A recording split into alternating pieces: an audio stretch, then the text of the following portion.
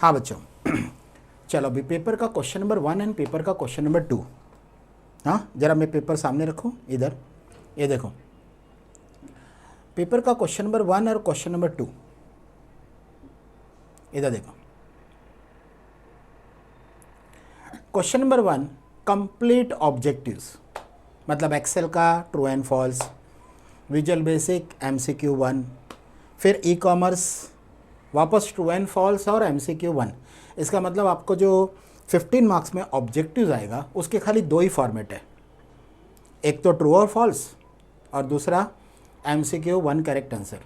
तो जो MCQ 1 correct answer है वो एक्सेल में नहीं आता है, वो सिर्फ VB में ओके, और आप लोग का ई कॉमर्स में, ठीक है। और जो आप लोग का ट्रू और फॉल्स है वो एक्सेल में है, VB में ट्रू और फॉल्स नहीं है, सिर्फ एक्सेल का ट्रू और फॉल्स है और आपका ई कॉमर्स का ट्रू और फॉल्स है। मतलब दो ही फॉर्मेट है, देखो ना, एक है 15 मार्क्स का। और इसमें एक सबसे अच्छी बात क्या पता है बच्चों, आपको अगर एक्सेल के ट्रू और फॉल्स है तो 3 में से 2 करने, मतलब ऑब्जेक्टिव के साथ ऑप्शन, ऐसा बोलते हैं ना कि एक तो ऑब्जेक्टिव उसमें भी ऑप्शन, मतलब सोने पे सुहागा, है ना, ऐसे कंसेप्ट है ना। मतलब आपको बेनिफिट पे बेनिफिट दे रहे हो, क्योंकि आपको 2 ऑब्जेक्टिव स्टडी करना है, आपको 3 दे रहे हैं, फिर से 2 करना है, फिर से 3 दे रहे हैं, और जहाँ पे 6 अटेम्प्ट करना है वहाँ पे 9 दे रहे हैं। ई कॉमर्स में आपके सामने कितने क्वेश्चन आ रहे हैं, 9, जिसमें से आपको अटेम्प्ट कितना करना है, 6। और फिर जो है ना MCQ जो 1 करेक्ट आंसर है ना इसका ई कॉमर्स का, वहाँ पे आपको 8 दिया रहेगा, जिसमें से 5 अटेम्प्ट करना है, क्योंकि 5 मार्क्स है ना वो, वहाँ पे 8 रहेगा। सो मतलब वापस आपको याद के रखना पता है, 3 में से 2 अटेम्प्ट करना है, फिर से 3 में से 2 अटेम्प्ट करना है, और जहाँ 6 अटेम्प्ट करना है उधर 9 दिया रहेगा, 9 में से 6 अटेम्प्ट करना है, और जहाँ 5 अटेम्प्ट करना है उधर 8 दिया रहेगा, ठीक है। तो बच्चे लोग एक बात बोलो, ऑब्जेक्टिव जितना भी मैंने नोट्स के अंदर दिया है ना, आप उतना कवर करके जाना। आप सामने से बोलोगे सर आपके नोट्स में से सारे ऑब्जेक्टिव हमारे कवर हो गए, और एग्ज़ाम के पेपर में भी कवर हो जाएंगे, टेंशन जरा ही मत लेना। हाँ एक है, एक्सेल के ऑब्जेक्टिव थोड़ा सा ट्रिकी है, तो मैंने क्या किया पता है, आपके एक्सेल के ऑब्जेक्टिव्स को ना क्वेश्चन आंसर के फॉर्मेट, मतलब ट्रू एंड फॉल्स के फॉर्मेट में ना कन्वर्ट कर दिया है। वो था ना KBC वाला फॉर्मेट, कौन बनेगा करोड़पति, तो वो मैं तुम लोग के सामने रन कर दूंगा। बाकी के जितने भी ऑब्जेक्टिव्स है ना, आपको एप्लीकेशन पे जो नोट्स मिलेंगे और पेपर मिलेंगे ना, उसके साथ मैं आपको आंसर्स भी दे दूंगा। एक उसमें वर्ड की फाइल होगी ऑब्जेक्टिव आंसर्स करके, या PDF होगी ऑब्जेक्टिव आंसर्स, तो उसमें मैं आपको सारे ऑब्जेक्टिव के आंसर्स भेज दूंगा बच्चों, ठीक है, टेंशन लेना मत। हाँ लेकिन एक्सेल के ऑब्जेक्टिव क्योंकि ट्रिकी होते हैं, तो थोड़ा सा उस पर वर्क कर लेंगे तो अच्छा रहेगा, ठीक है ना। तो आप भी कम, और थोड़ा सा थेरी वाला डिस्कशन भी कर लेते हैं कि थेरी पेपर में जनरली लोग क्या पूछते हैं, क्योंकि ई कॉमर्स है ना। देखो अभी ई कॉमर्स का कंसेप्ट कैसा है बच्चों, buying and selling goods and services through electronic mode is called e commerce, simple. Buying and selling goods and services through electronic mode is called e commerce, क्योंकि आप बाय करते हो या सेल करते हो, मतलब कोई भी कमर्शियल एक्टिविटी जब आप इंटरनेट यूज़ करके करते हो तो उसको ई कॉमर्स ही तो बोलते हैं। तो अमेजॉन फ्लिपकार्ट ये क्या है, these are the example of e commerce, है कि नहीं। तो ई कॉमर्स की थेरी है ना ज़्यादा डिफिकल्ट। देखो लास्ट सैम में क्या था, डेटा कम्युनिकेशन, नेटवर्किंग, इंटरनेट, वो थोड़ा कॉन्सेप्चुअल था। यहाँ पे तो कैसा है, आप लोग इसमें लाइक यू नो ये टेक्नोलॉजी में आप बहुत ज़्यादा एक्सपर्ट हो। मोबाइल से कोई प्रोडक्ट को बुक करना, घर पे COD पे मंगाना, कैश ऑन डिलीवरी पे मंगाना, या प्रोडक्ट बराबर नहीं निकला तो उसको वापस रिप्लेस के लिए भेजना, इवन आप लोग ज़्यादा एक्सपर्ट हो ये टेक्नोलॉजी के अंदर, तो इसकी थ्योरी पढ़ने के टाइम आप लोग को एकदम कंफर्टेबल फील होगा, दैट डिफिकल्टीज नहीं लगेगी, करेक्ट ना, ठीक है। तो बच्चों चलो अभी ऑब्जेक्टिव्स में मैंने क्या बोला था, सारे ऑब्जेक्टिव में सिर्फ एक्सेल थोड़ा सा ट्रिकी है, उसको कवर कर लेते हैं, और बाकी थ्योरी वाले थोड़े से क्वेश्चन दिखा देता हूँ आपको, ठीक है ना। तो इस तरह से आपका देखो क्वेश्चन नंबर 1 और 2 है ना, उसके लिए उसमें ना मेरी ज़्यादा ज़रूरत नहीं है, मैं आपको सामने से बोलता हूँ, और आप पेपर देख के भी आपको लगेगा मेरा मेन जो एफर्ट्स है ना, या मेरी मेन जो इंपॉर्टेंस है ना, आपको लगेगा question number 3, question number 4 and question number 5। बाकी क्वेश्चन नंबर 1 और 2 अगर खाली ऐसे 2 क्वेश्चन होते हैं ना, ओके, तो उसमें तो एक्चुअली हम लोग ये वीडियो का सीरीज़ बनाते ही नहीं, क्योंकि मेरे को पता है बच्चे खुद ही कर देते हैं ऑब्जेक्टिव्स और खुद ही पढ़ लेते हैं अपना थ्योरी, ओके, तो उसमें मेरी ज़रूरत नहीं पड़ती है। मेरी ज़रूरत पड़ेगी आपको क्वेश्चन नंबर 3 में, क्वेश्चन नंबर 4 और क्वेश्चन नंबर 5 में, जिसके ऊपर मैंने बहुत एफर्ट डाला बच्चों। और बाकी के जो 2 क्वेश्चन हैं ना, उसमें थोड़ा सा एफर्ट आप लोग डाल देना, और देखो आपको कितने अच्छे मार्क्स मिलते हैं, ये मैं आपको सामने से एश्योर करता हूँ। हाँ, लेकिन जरा क्वेश्चन नंबर 1 और 2 को भी जरा पढ़ के जाना अच्छे से, बट थोड़ा जा एक्सेल में गाइड कर देता हूँ और थ्योरी में थोड़ा सा गाइडेंस दे देता हूँ।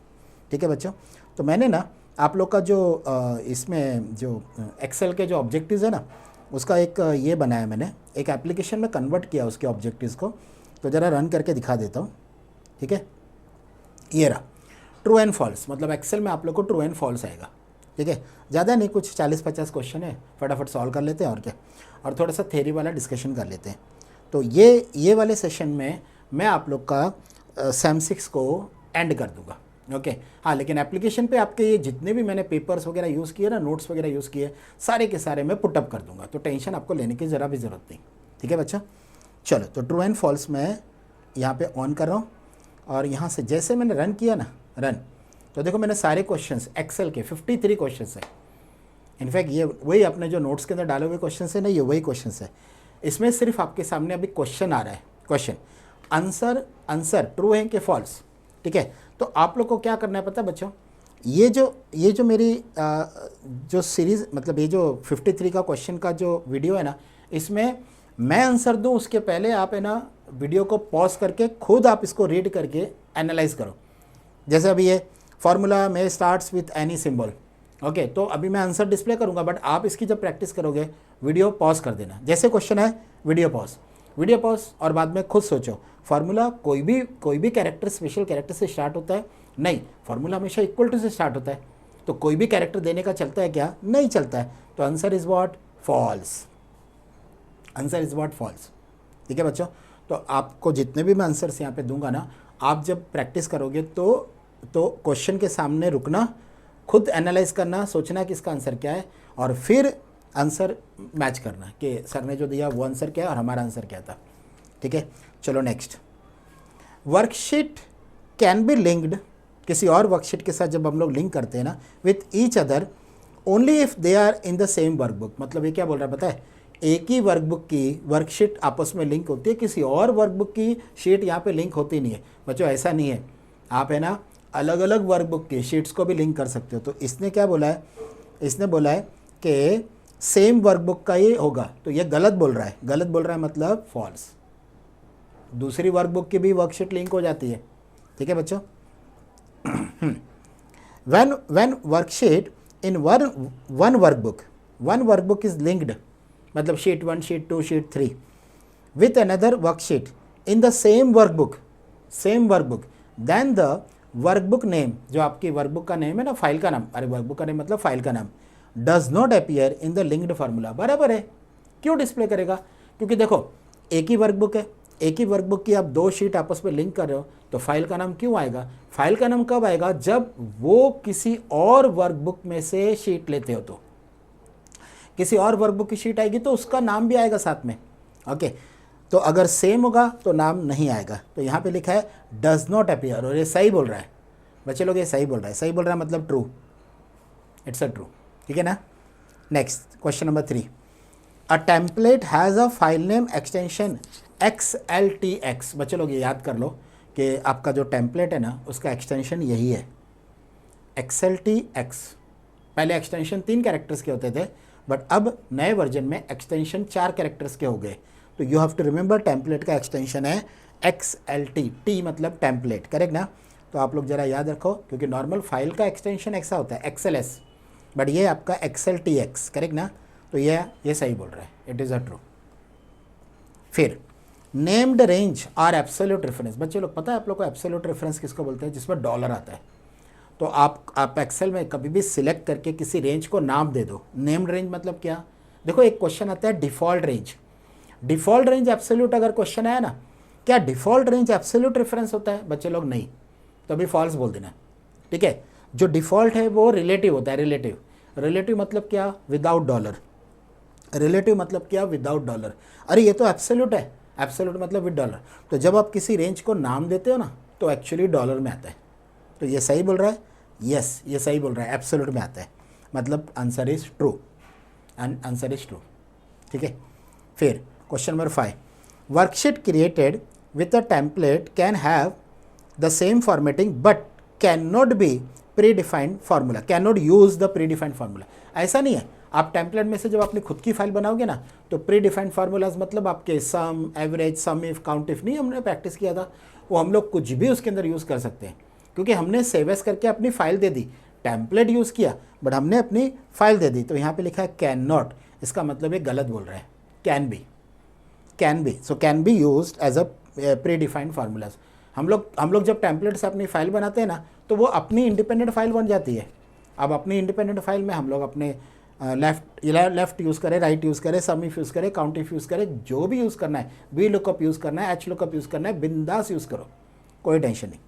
चलो क्वेश्चन नंबर 7 क्या बोल रहा है? Template is saved in the template folder. जब भी कोई टेम्पलेट, एक्चुअली टेम्पलेट रेडीमेड हम लोग यूज़ करते हैं, बट आप लोग खुद का भी टेम्पलेट बना सकते हो, और जब आप सेव करोगे ना, तो एक्चुअली उसका अलग से फोल्डर बनता है टेम्पलेट करके। तो ये बात एकदम सही है, इट्स अ ट्रू, अलग से फोल्डर बनता है बच्चों। मतलब वैसे तो टेम्पलेट हम लोग रेडीमेड यूज़ करते हैं, but even the user can make a template. Template मतलब एक फॉर्मेट होता है, और फॉर्मेट के हिसाब से हम लोग फाइल बनाते हैं।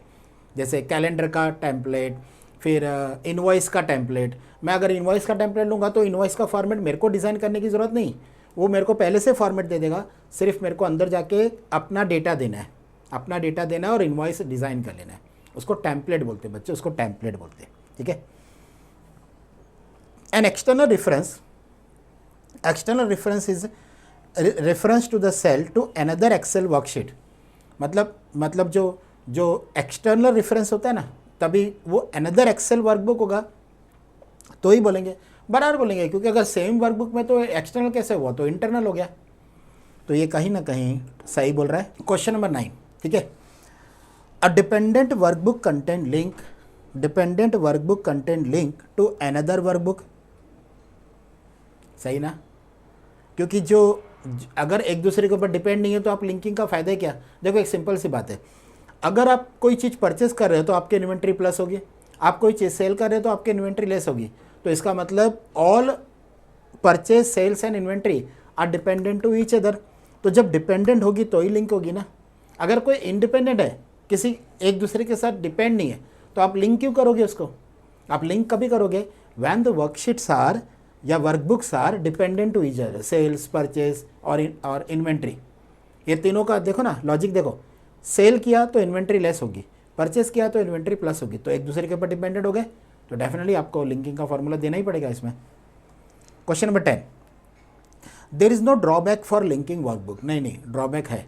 उसमें क्या ड्रॉबैक है कि अगर जो आपने कनेक्टेड वर्कबुक है ना, उसमें अगर कुछ चेंज किया ना, तो रिवर्स सेव नहीं होता है। हाँ, सोर्स में चेंज किया तो टारगेट चेंज होता है, तो ड्रॉबैक तो है। देखो फॉल्स बोला, देयर इज़ नो ड्रॉबैक, नहीं ड्रॉबैक है। आपको पता होना चाहिए कि सोर्स किधर है और उसका रिफ्लेक्शन किधर जाएगा, तो सोर्स में चेंज करो। डायरेक्ट रिफ्लेक्शन में चेंज किया तो रिवर्स कैलकुलेशन, गोल सिक जैसा नहीं होता है। समझ में आ गया? मतलब वो लिमिटेशन है। और सबसे बड़ी बात, आपकी जो वर्कबुक की जो फाइल्स होती है ना, वो सब की सब आपको क्या करनी पड़ती है, रैम में लानी पड़ती है, नहीं ओपन रखनी पड़ती है। ओके, आप उसको बंद करके नहीं कर सकते हो, मतलब लिमिटेशन तो है। फिर क्वेश्चन नंबर 11, बच्चे लोग ये उसका ना फॉर्मेट है, वर्कबुक का नाम, शीट का नाम और सेल एड्रेस का नाम। कब ये आएगा? जब आप एक्सटर्नल रेफरेंस लेते हो लिंकिंग में, तभी यही है। तो मतलब इट इज़ ट्रू, यही उसका सिंटेक्स है, ये उसका सिंटेक्स है जब आप लिंकिंग करते हो ना किसी और वर्कशीट को, तभी। फिर question number 12, the paste special command can be used for the external reference. हाँ, पेस्ट स्पेशल में एक्सटर्नल रेफरेंस होता है, हम लोग पेस्ट स्पेशल में एक्सटर्नल रेफरेंस में फार्मूला पेस्ट कर सकते हैं। 13, if there is a change in the source workbook, source में चेंज किया तो डिपेंडेंट वर्कबुक नॉट ऑटोमेटिकली, बच्चे लोग गलत बोल रहा है, इट इज़ ऑटोमेटिकली अपडेटेड। कहीं ना कहीं ये गलत बोल रहा है कि नहीं बोल रहा है? यस, ये रॉन्ग बोल रहा है, फॉल्स, ठीक है। लॉजिकल फार्मूलाज में ये प्लस माइनस आता है, नहीं बच्चों, एंड और वो सब भी आता है। तो ये कहीं ना कहीं गलत बोल रहा है, कैन कंटेन बोल रहा है, गलत बोल रहा है, गलत। एंड और वो सब भी आता है ना, not. Logical formula can have only two possible output true and false. बराबर है, क्योंकि जब आप लॉजिकल कंडीशन बनाते हो ना, तो उसका रिजल्ट या तो ट्रू आता है या तो फॉल्स। तो ये सही बोल रहा है, कहीं ना कहीं ये सही बोल रहा है, ट्रू, ठीक है। 16, द लॉजिकल फंक्शन, कौन सा? And. And returns true only if all the conditions are true. बराबर है, सब ट्रू रहेगा तो ही ट्रू, क्योंकि एंड है ना, एंड। ठीक है, लॉजिकल फंक्शंस और रिटर्न्स ट्रू और returns false if any one condition is false. Any one condition is false, कोई भी एक फॉल्स होगा तो सब फॉल्स है, ऐसा नहीं है। कोई भी एक ट्रू रहेगा तो सब ट्रू, मतलब ट्रू आएगा। तो कहीं ना कहीं ये गलत बोल रहे हैं ना। हाँ, the logical function not returns, जब आप किसी भी कंडीशन के साथ नॉट लगाते हो, the value false if it returns the value false. नहीं, वो ट्रू को फॉल्स करता है, फॉल्स को फॉल्स नहीं करता है। तो कहीं ना कहीं ये फॉल्स है, रॉन्ग है। फॉल्स ट्रू का फॉल्स आएगा और फॉल्स का ट्रू आएगा, फॉल्स का फॉल्स नहीं आता है। ठीक है ना। 19, the advantage of creating a named range is that it makes the formula more readable. हाँ, क्योंकि आप है ना रेंज को नाम दे देते हो, salary, DA, HRA, provident fund. तो आप सोचो जब आप उसका कैलकुलेशन करोगे और रेंज डालने की जगह पे नाम डालोगे तो फार्मूला की रीडेबिलिटी बढ़ेगी ना, डेफिनेटली बढ़ेगी। या it is true, it is true. Once the name range created can be edited और डिलीटेड। हाँ, आप जब भी ये नेम देते हो ना किसी रेंज को, आप उसको एडिट कर सकते हो, डिलीट कर सकते हो। हाँ, ये फैसिलिटी तो होनी चाहिए ना एक्सेल में। या इट इज़ ट्रू, नहीं होगा तो फ़ायदा क्या फिर। A function must not contain other function. बच्चे लोग ये गलत बोल रहा है, फंक्शन के अंदर भी फंक्शन आता है। अरे वो जाने दो, आपका इफ़, नेस्टेड इफ़ देखा आपने, इफ़, बट वो एक ही फंक्शन नेस्टेड था। बट कभी कभी हम लोग क्या करते हैं पता है, ट्रिम यूज़ करते हैं और ट्रिम के बाहर लेंथ को लगा देते हैं, या लेंथ को अंदर लगा देते हैं, बाहर ट्रिम लगाते हैं, और अंदर या तो ट्रिम लगाते हैं, बाहर लेंथ। मतलब एक फंक्शन के अंदर दूसरा फंक्शन आराम से अलाउड है। और यहाँ पे लिखा है नॉट, मतलब ये कहीं ना कहीं गलत बोल रहा है कि नहीं। यस, फंक्शन के अंदर दूसरा फंक्शन अलाउड है, मतलब नेस्टेड अलाउड है। The function upper and proper do the same. बच्चे लोग आपने सीखा है प्रॉपर फंक्शन और अपर। अपर में सब अल्फ़ाबेट कैपिटल में आ जाता है, प्रॉपर में हर वर्ड का पहला कैरेक्टर कैपिटल आता है। दोनों सेम है क्या? नहीं, फॉल्स। दोनों सेम काम करते हैं, गलत। फिर trim function remove all the blank spaces from the string argument. String argument, strings नहीं, मतलब एक वर्ड होगा तो उसके लेफ्ट में और राइट में सब निकालता है। बच्चे लोग दो वर्ड के बीच में नहीं निकालता है वर्ड, मगर वो वाला कंसेप्ट यहाँ पे मत देना। यहाँ पे लिखा है रिमूव ऑल, मतलब extreme left, extreme right, extreme left और एक्सट्रीम राइट सब निकालता है। Yes, it is true. तो यहाँ पे ऑल मतलब एक्सट्रीम लेफ्ट और एक्सट्रीम राइट है। ठीक है। फिर length function, length function does not include. बच्चे लोग आपको पता है मैंने जब लेंथ आप लोग कराया तब मैंने बोला था ब्लैंक भी काउंट करता है, और यहाँ पे लिखा है does not include the spaces. ये गलत बोल रहा है, फॉल्स। स्पेसेस को इंक्लूड करता है अपनी लेंथ में। फिर average if function can not ignore, actually ignore करता है किसको? नॉन न्यूमेरिक डेटा को इग्नोर करता है, नहीं तो कैलकुलेशन रॉन्ग आएगा ना बच्चा, फॉल्स। इसने लिखा है ignore the non numeric data well calculating the average. यहाँ पे लिखा है कैन नॉट, कैन नॉट का मतलब ये तो फिर ये हो गया ना कि वो इग्नोर करता है। 26 now function returns only the current system time. बच्चे लोग नाउ में डेट और टाइम दोनों आता है, नाउ में डेट और टाइम दोनों आता है, इसने खाली टाइम बोला है, गलत बोल रहा है ये, फॉल्स। आपने ध्यान दिया, फंक्शन के ऊपर भी ऑब्जेक्टिव्स उन लोग बनाते हैं। वीकडे रिटर्न्स दिस, ये क्वेश्चन एग्जाम में पूछा हुआ है 23 पेपर में। ये संडे मंडे ट्यूसडे रिटर्न करेगा? नहीं, weekday, Sunday is the first day of the week. Sunday रहेगा ना तो 1 देगा, 1।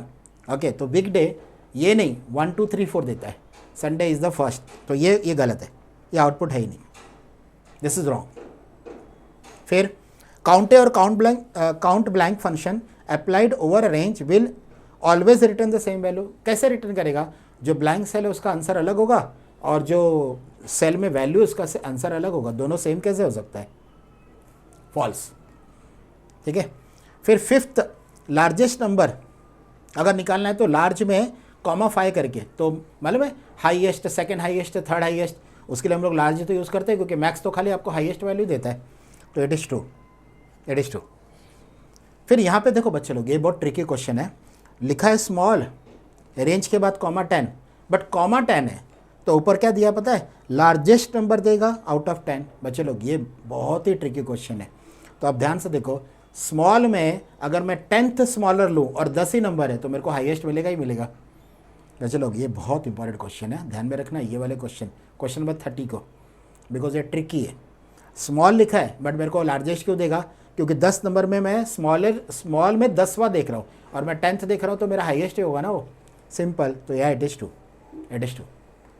फिर 31 क्या बोल रहा है, when the data is filter, जब आप डेटा को फिल्टर करते हो तो असेंडिंग ऑर्डर में सॉर्ट करता है, नहीं बच्चों, फिल्टर अलग है सॉर्टिंग अलग है, सिंपल कंसेप्ट, फिल्टर अलग है सॉर्टिंग अलग है, तो दोनों एक साथ होता ही नहीं है, तो इसका मतलब इट इज़ फॉल्स। फिर 32 क्या बोल रहा है, auto filter command adds the drop down arrow to header row, ऊपर के जो हेडिंग होती है ना उसमें ड्रॉप डाउन एरो आ जाता है, हाँ आ जाता है ना, आ जाता है, इट इज़ टू। फिर 33 क्या बोल रहा है, एक बार ड्रॉप डाउन एरो ऐड कर दिया हेडर रो में, they can not be remove, नहीं बच्चों रिमूव कर सकते, जब आपको नहीं चाहिए ना उसको रिमूव कर सकते हो, वापस जाके फिल्टर पे क्लिक करोगे वो हेड जो रोज है ना, एरोज है ना, ड्रॉप डाउन एरोज निकल जाता है। तो ये गलत बोल रहा है ना, यहाँ पे लिखा है can not, but actually remove कर सकते हैं, ठीक है। फिर उसके बाद 34 में क्या है, graph can be created only through the insert chart, बराबर है, इंसर्ट चार्ट से ही तो बनता है ग्राफ, सही बोल रहा है ये, मतलब बराबर उसने टैब दिया ना। फिर 35 में क्या बोल रहा है, no modification can be made in chart, नहीं बच्चों ये तो गलत हो जाएगा, चार्ट में मॉडिफिकेशन अलाउड है, ओके यहाँ पे नो बोला इसका मतलब ये गलत बोल रहा है, ठीक है ना। फिर 36 क्या बोल रहा है, the chart wizard can create a new chart as well as modify the existing chart, बराबर है, विजार्ड में दोनों काम होता है, मॉडिफिकेशन भी और नया भी, या true, it is true. If the data value in a table are change the chart, data change किया तो चार्ट अपने आप मॉडिफाई हो जाता है, चेंज हो जाता है, हाँ बच्चों ये एक्सेल का फीचर सबसे बेस्ट है, डेटा को चेंज करो ग्राफ में अपने आप चेंज हो जाएगा, आपको कुछ करने की ज़रूरत नहीं, ये एक अल्टीमेट बेनिफिट है एक्सेल के ग्राफ का, या it is true. Chart can not be removed around the, can not be moved around the worksheet, बच्चे लोग वर्कशीट में किधर भी मूव करो उसका कोई रेस्ट्रिक्शन नहीं है, कैन नॉट लिखा है तो गलत बोल रहा है ना, आप मूव कर सकते हो जहाँ चाहिए आपको उधर। लेजेंड मतलब वो छोटे छोटे बॉक्स आते हैं ना बाजू में नाम लिखा होता है कलरफुल में, करेक्ट ना, उसको लेजेंड बोलते हैं। Legend of the charts can be removed, हाँ आपको चार्ट बनाने के बाद अगर उसके ऊपर क्लिक करके डिलीट मारोगे ना, डिलीट भी हो जाएगा, तो यहाँ पे लिखा है कि कैन बी रिमूव्ड, हाँ या सही बोल रहा है, रिमूव कर सकते हैं। Pie chart can be drawn only from a single data, हाँ पाई चार्ट जब आप सर्कल के अंदर किसी चीज़ को लेते हो ना तो उसका परसेंटेज निकलता है, और वो 2 डेटा सीरीज़ पे नहीं निकलता है, एक ही डेटा सीरीज पे निकलेगा, कभी भी एक ही, ओके तो ये कहीं ना कहीं सही बोल रहे हैं। फिर the most appropriate form of a chart is a for the continuous data is a line, continuous, आप क्रिकेट मैच देखने के टाइम पता है ना, कंटिन्यूस मेरे को व्यू देखना पड़ता है, कितना रन हुआ, कितना विकेट हुआ, कितना रन हुआ, लाइन किस तरफ जा रहा है, तो लाइन ग्राफ सबसे बेस्ट होता है कंटिन्यूस डेटा शो करने के लिए, बच्चे लोग लाइन ग्राफ कंटिन्यूस डेटा के लिए सबसे बेस्ट है, मतलब इट इज़ ट्रू। फिर 42 क्या है, plot chart based on 2 columns और 2 columns must be necessarily two adjacent to each other, मतलब आजू बाजू में होना चाहिए कि दूर होएगा तो चलेगा, दूर होएगा तो चलेगा बच्चों, क्योंकि वैसे भी हम लोग रेंज है ना कंट्रोल होल्ड करके सिलेक्ट कर ही सकते हैं, तो ये क्या बोल रहा है, साथ में होना चाहिए, गलत बोल रहा है, गलत, फॉल्स। अगर वो दूर भी होगा ना, अपने पास है ना कंट्रोल होल्ड करके you can select the range, हमने चार्ट में किया था ना उसको। फिर any number of the data series can be use to plot the bar chart, हाँ बच्चों सही है। 44 all type of charts can be created using chart wizard, कितने सारे एक्सेल में चार्ट के ऑप्शन है, सब चार्ट विजार्ड से पॉसिबल है, यस सारे के सारे पॉसिबल है। फिर plotting a chart, the labels for the data should not be selected as they are not a numeric, नहीं न्यूमेरिक होगा तो भी लेबल में चलता है, तो यहाँ पे नॉट बोला है, नॉट अ न्यूमेरिक, तो फॉल्स बोला है ना, गलत। न्यूमेरिक डेटा को भी आप लेबल में डाल सकते हो, जैसे ईयर पकड़ो, ईयर लेबल में, तो ईयर लेबल की जगह पे आएगा ही ना, या पॉसिबल है उसमें। फिर 46 embedded charts can be created directly on the worksheet, हाँ पॉसिबल है, ट्रू। सॉल्वर और गोल सीक सेम पर्पस के लिए बच्चों, आप लोग को पता है मैंने कराया तो 2 ऑप्शन, सॉल्वर और गोल सीक, क्या दोनों से, अगर दोनों सेम होते तो एक्सेल 2 ऑप्शन अलग अलग क्यों रखता, लॉजिक भी यूज़ करेंगे तो भी इसका आंसर मिल जाएगा, क्या दोनों का पर्पस सेम है, नहीं दोनों का पर्पस अलग है, ठीक है ना, वरना 2 ऑप्शन क्यों होता है, एक में ही काम कर लेते हैं हम लोग। Macro can be use to automate the creation of the chart, हाँ आप मैक्रो बनाते हो ना उसमें चार्ट को ऑटोमेट कर सकते हो, पॉसिबल है, या it is true. Once a macro is created can not be modified, नहीं बच्चे लोग आप लोग मॉडिफाई कर सकते हो, ये फॉल्स है। फिर गोलसिक जो ऑप्शन है ना process finding the point where the cost equal to revenue, नहीं, कॉस्ट और रेवेन्यू का इक्वल ऐसा चेक करने के लिए नहीं है, ये सिर्फ रिवर्स कैलकुलेशन के लिए काम आता है, तो ये कहीं ना कहीं गलत बोल रहा है, फॉल्स। ठीक है, फिर सॉल्वर प्रॉब्लम लिमिट करता है सिंगल चेंजिंग सेल, नहीं फॉल्स, क्योंकि ये मल्टीपल सेल में भी अलाउ करता है, फॉल्स है ये। Scenario uses the changing sales, हाँ बराबर है, it is true. And finally scenario allow more than one variable to be change at the time, हाँ तो सिनेरियो में वही तो है बच्चों, करेक्ट ना। ओके, तो यहाँ पे क्या बोला उसने, खाली 2 वेरिएबल डेटा टेबल नहीं, 2 से ज़्यादा भी रहेगा ना, 3, 4, 5, तो भी मैं सिनेरियो मतलब डिफरेंट सीन। पता हमने एक क्वेश्चन किया था कि अगर ये इंक्रीज और डिक्रीज, याद है तुम लोग को, इंक्रीज और डिक्रीज वाला हमने किया था कि अगर कॉस्ट इंक्रीज हुआ तो ये सीन बनेगा, डिक्रीज हुआ तो ये सीन बनेगा, उसकी जगह पे मैं तीसरा सीन भी ले सकता हूँ। अभी ये वाले एग्जांपल में 2 ही ले रहा हूँ, बट मैं और भी क्रिएट कर सकता हूँ। तो ऐसा नहीं कि generator 2 variable data table only, आप 3 और 4 भी ले सकते हो, तो इसीलिए ये फॉल्स है। तो बच्चों इस तरह से हमने थोड़ा सा एक्सेल के ऑब्जेक्टिव्स जो थोड़े से होते हैं ना ट्रिकी, वो मैंने कराया है। अभी मैं तुम लोग को नोट्स में से मैं तुम लोग को ये बता दूं कि तुम लोग को जो थ्योरी है ना वो यहाँ से पढ़ना है। आप लोग का ये जो मैंने दिया, ये आप लोग का एप्लीकेशन में ये सब मिल जाएगा बच्चों, टेंशन मत लेना। ये एक्सेल के ऑब्जेक्टिव्स का आंसर मैं आप इस एक्सेल का मैंने इसका दे दिया, एक्सेल का, बट बाकी का जो है ना ई कॉमर्स और माईएसक्यूएल का, इसका अपना वीबी का, ओके मैं माईएसक्यूएल बोल रहा था एक्चुअली सेम5 का मैंने बोल दिया गलती से, हाँ बाकी वीबी का और एक्सेल का और ई कॉमर्स का, सबका आपका वो जो वर्ड की फाइल बना के दूंगा ना, आंसर लिखा होगा उसमें आपको मिल जाएगा एप्लीकेशन के ऊपर। चलो ज़रा इसका ये देख लो। आपको इसमें से ये देखो थ्योरी के नोट्स मैंने दिए, थ्योरी के नोट्स, करेक्ट ना, ये आप लोग का ई कॉमर्स। अच्छा, जहाँ भी हेड पॉइंट है ना बच्चों, वो अच्छे से पढ़ के जाना। मैं तो आपको ऐसा बोलूँगा, अगर प्रीवियस 5 पेपर्स का प्रीवियस 5 पेपर्स का अगर आपने थ्योरेटिकल क्वेश्चन ई कॉमर्स का कर लिया ना, तो आपका नेक्स्ट पेपर बच्चों प्रिपेयर हो जाता है, जिसमें जहाँ पर भी हेडिंग वाले को, जैसे अगर मैं पहला क्वेश्चन बोलूँ कि what are the features of e commerce का फीचर्स बताओ, तो ये फीचर्स में देखो इन्होंने फीचर्स दिया है, यूबिक्विटी और ये देखो ये global reach, ubiquity, global reach, universal standard, interactivity. ऐसे वाले क्वेश्चंस में ना आप लोग हेड पॉइंट याद रखो और हर एक हेड पॉइंट का मीनिंग याद रखो और अपनी लैंग्वेज में आप लिख के आओ बच्चों, आपको मार्क्स मिल जाएगा। इसमें आपको रट्टा मारने का जरूरत नहीं है। ये ई कॉमर्स वाला कंसेप्ट क्या है, डाइजेस्ट करके जाओ और लिख के आओ, आपको मार्क्स मिल जाएगा।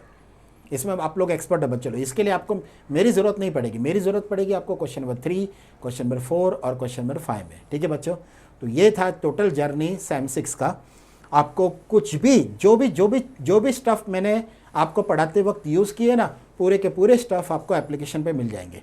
ओके, वो मैं आपको एश्योर करता हूँ, वो मैं हेमल सर के पास ट्रांसफ़र कर दूंगा, सारा स्टफ़ आपको एप्लीकेशन पे डाल देंगे। आपका पेपर्स, आपके नोट्स और आपके सॉल्यूशन, आपके ऑब्जेक्टिव का सॉल्यूशन। ठीक है बच्चों, चलो ऑल द बेस्ट, स्टडी अच्छे से करो। आपको कुछ अगर डाउट रहेगा तो कमेंट सेशन में डालो, कुछ अगर डाउट रहेगा किधर भी, ठीक है ना। ओके, तो ये आपका SAM6 की पूरी जर्नी। ठीक है बच्चों, चलो बाय बच्चों, बाय, टेक केयर।